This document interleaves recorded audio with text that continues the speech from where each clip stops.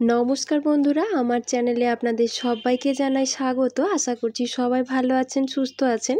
প্রতিদিনের মতো আমি আজও একটি নতুন রেসিপি নিয়ে এসেছি। আমি আজ বানাবো ছোট চিংড়ির ডাল দিয়ে ভর্তা। এটা হয়তো আপনারা সকলেই বাড়িতে বানিয়ে থাকেন, তবে আমি আজ কিভাবে বানাচ্ছি সেটাই আপনাদের সাথে শেয়ার করব। আশা করব পুরো ভিডিও জুড়ে আমার সাথেই থাকবেন এবং ভালো লাগলে অবশ্যই একটা লাইক করে সকলের মাঝে বেশি করে শেয়ার করে দেবেন।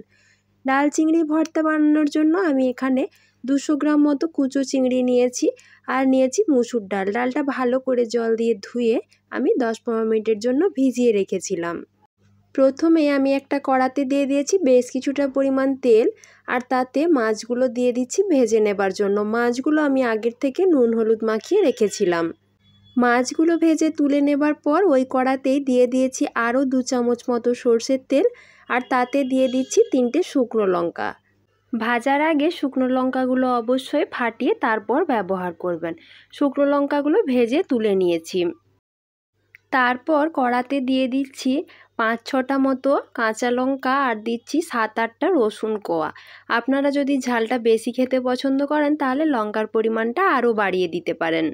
রসুন আর কাঁচা লঙ্কাটা সুন্দরভাবে ভাজা হয়ে গেছে, কালারটা অন্যরকম হয়ে গেছে। এখন আমি কড়া থেকে তুলে নিচ্ছি। এবার আমি কড়াতে দিয়ে দিচ্ছি মুসুর ডালটা সেদ্ধ করে নেবার জন্য, আর তাতে দিয়ে দিচ্ছি 1 বাটি জল, আর দেব অল্প পরিমাণ একটু হলুদের গুঁড়ো।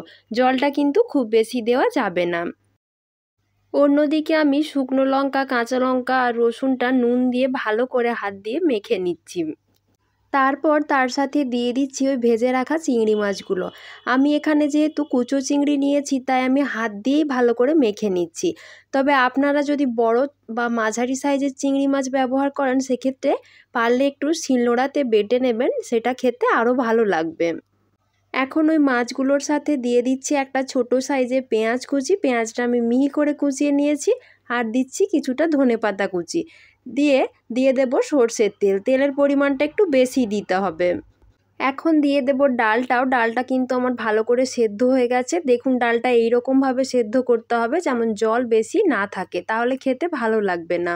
এই ডাল চিংড়ির ভর্তাটা খেতে কিন্তু অসাধারণ হয়। গরম ভাতের সাথে আর কোনো কিছুই লাগবে না, এটা দিয়েই সব ভাত খাওয়া হয়ে যাবে। এটা খেতে এতটাই সুন্দর। যারা ডাল চিংড়ির ভর্তা বাড়িতে বানিয়ে খেয়েছেন তারা আমাকে জানাবেন আপনারা এভাবেই বানান কি না। আর যারা এখনও খাননি তারা অবশ্যই কিন্তু একবার হলেও বাড়িতে বানিয়ে দেখবেন, এটা খেতে অত্যন্ত সুন্দর হয়। সবশেষে স্বাদটা আর একটু বাড়িয়ে দেবার জন্য দিয়ে দিয়েছি কয়েক ফোঁটা পাতিলেবুর রস, দিয়ে ভালো করে মেখে নিয়েছি।